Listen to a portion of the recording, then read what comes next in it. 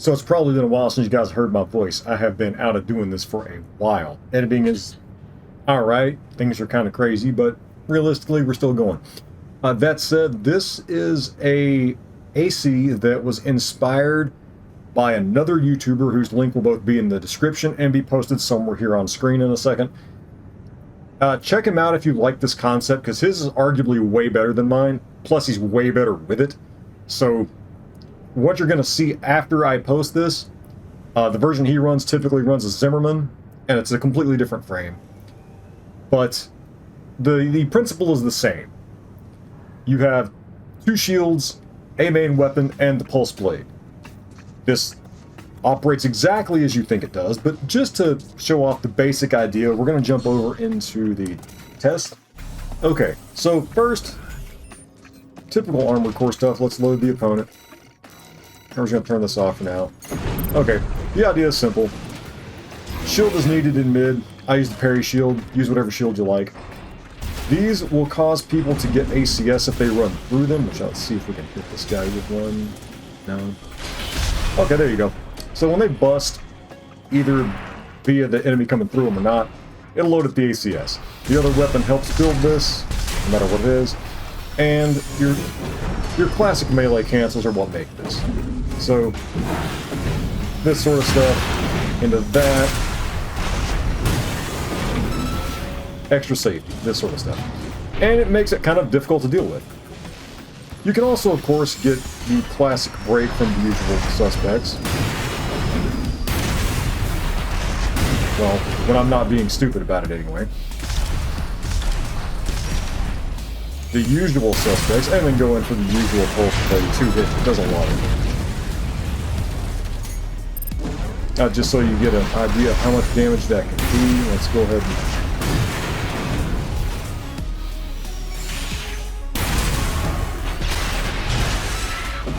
around 6,600 on the test mech. That said, this isn't what's important. The actual gameplay is, which will be up in just a minute. Enough AP to take damage, enough defense to actually matter for once. Despite the fact it's a mid, it's still quick.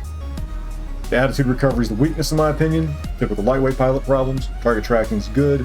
Speeds are reasonable. Quick boost energy consumption is what I want to talk about though. I've been coming to the conclusion recently that these are just the better booster for melee builds. Boost speed, the main boost speed anyway, yeah, just ignore that. Yes, it's better on the Flugel. The Kaikaku is far better for melee canceling.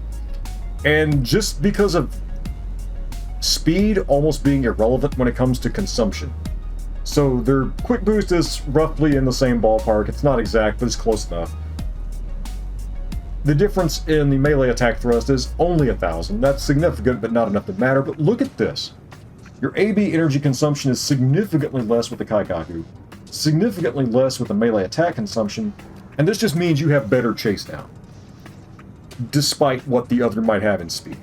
That's been my experience with it. Now, I still like the Flugel on this, because it gives me a lot more neutral options with the Harris. If you're running the Zimmerman, this is probably still a way better booster. Arguably, it might be better on this AC. I've gone both ways, and I just kind of leveled on the Flugel, simply because I like the booster profile a little better. That's it. So either one of these, depending on style, is probably interchangeable on the AC. Let's see. So, Wolf. Ming Tang, people are going to ride me for this one. I just think it's better. The energy recharge delay and the supply efficiency are great. Sure, the post-energy recovery, post-recovery energy supply is trash. But, I mean, compare that to stuff like the Ling Tai, even the Sand Tai people like. It's only 200, roughly 200 less. And you get much less weight, so you can stack the armor. Is it a trade-off? Sure. Is it good? I don't know. This is what I'd like to run, but I used to run this, and it performed worse. I think it is entirely down to energy recharge delay. I typically like to ground, pick up energy, and run off. You guys have seen that in all my gameplay, so this just meshes however better with the way I play the game. You've also seen this on 213 and other mechs that I've run here a lot, so it may just be me liking this generator. Could be super biased. Could just be coincidence. Don't know. Let's go check on. I think that's it. Yeah. Okay. That's the mech in a nutshell. It looks, well, like it's themed. It is themed after my favorite import, which is a Nissan Skyline. I am an absolute simp for that car. Painted in one of the purples, and it is named as such.